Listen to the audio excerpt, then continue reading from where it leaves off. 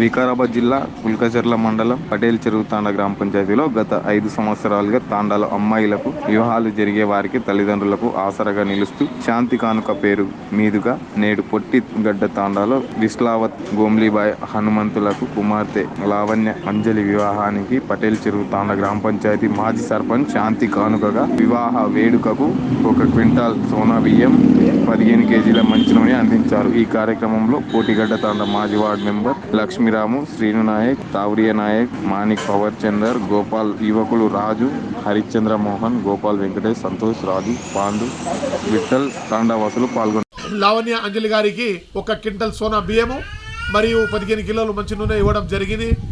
మరి నేను 2018 నుండి 2024 వరకు అదేవిధంగా కొనసాగుతుంది.